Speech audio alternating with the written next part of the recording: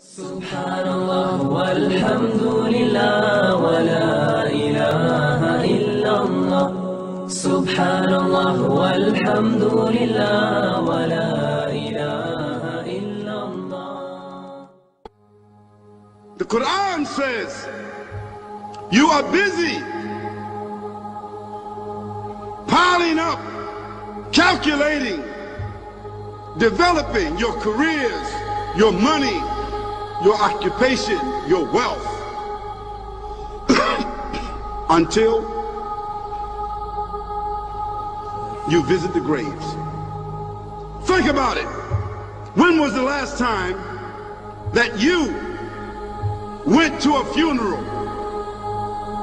The last time that you visited the grave?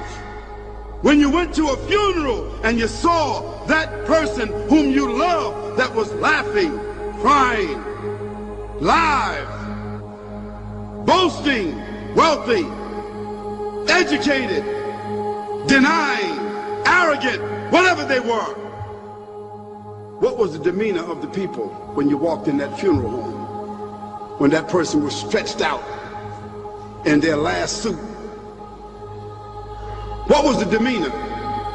Were the people cracking jokes? Were they dancing? Were they clapping and singing songs? No. Silence. Melancholy. Trauma. Why? Because every person that walked in that room, seeing that person stretched out, the first thing they thought about was not the person.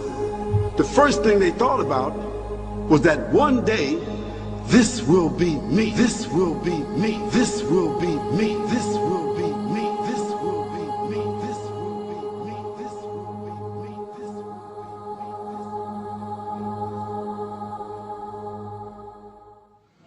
me. This life is a journey that has already started. But soon, wallahi, very soon, will come to an abrupt end. It is a mere hour of time.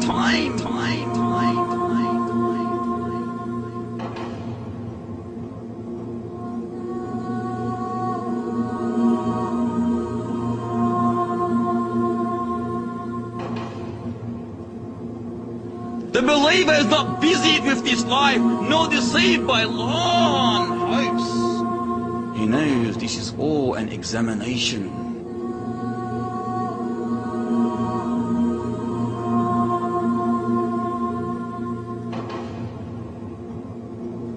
He knows that this whole life, all these things, all these traps, are, as the Almighty Lord mentions in Surah Ali Imran, the deception or the enjoyment of deception.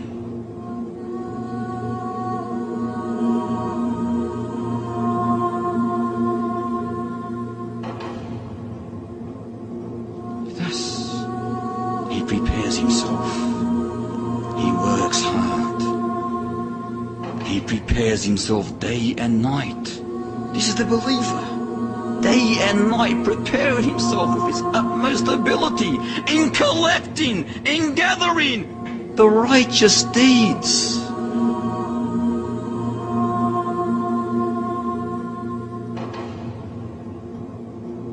However, as we learn in the narration, it is surrounded with what? Hardships, difficulties, things that you might not want to do, but you should do. But how long are you going to do it for? For only a limited time. The time will end. It would soon end, so be patient. This is why this path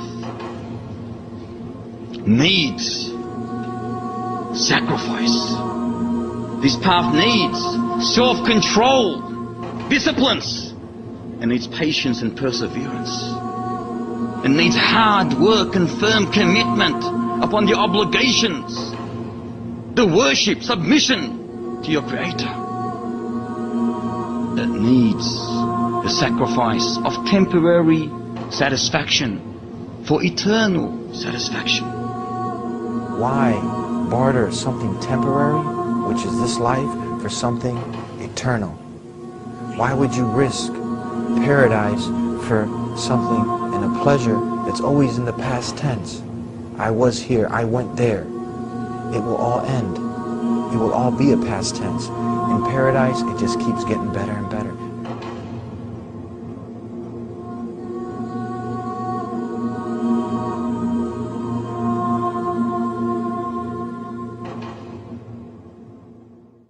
قد أفلح من تزكى وذكر اسم ربه فصلى بل تؤثرون الحياة الدنيا والآخرة خير وأبقى إن هذا لفي الصحف الأولى صحف إبراهيم وموسى.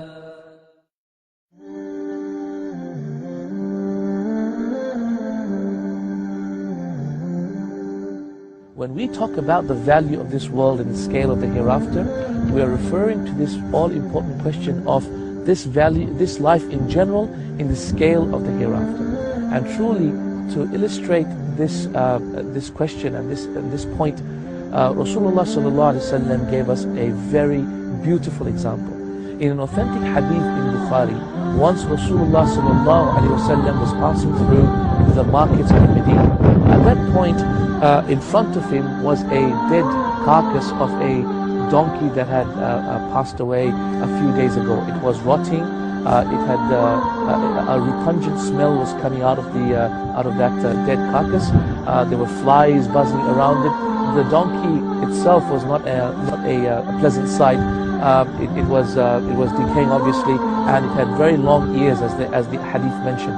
And so, in general, it was a very unpleasant sight. At that point, Rasulullah stopped, and he looked at the donkey, and then he looked at his companions, and he said, "O people, my companions, who amongst you will buy this donkey for 1 dirham?"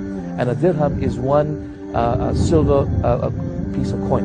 And the companions looked at the donkey and said, "Ya Rasulullah, we would not buy this donkey for a dirham." And then he said, "Well, who amongst you will actually buy this donkey for half a dirham, which is half of a piece of silver?" And the companions looked at the donkey and said, "Ya Rasulullah, we wouldn't buy the donkey even if it was for free." At that point, Rasulullah ﷺ said, "By Allah, in whose hands is my soul? Truly, this world is more worthless.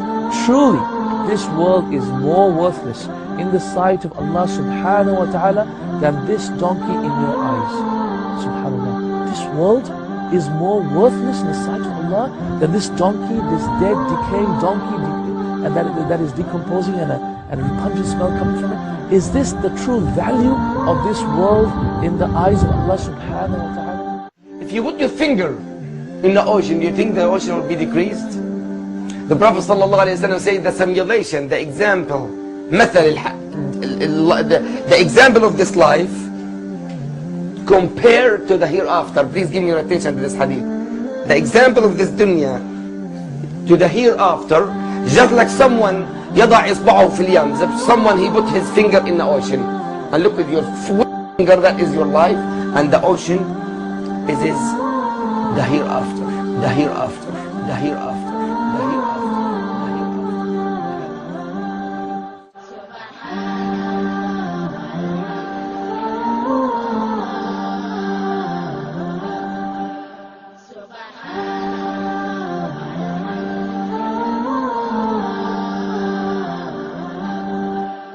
Subhanallah walhamdulillah wallahu akbar.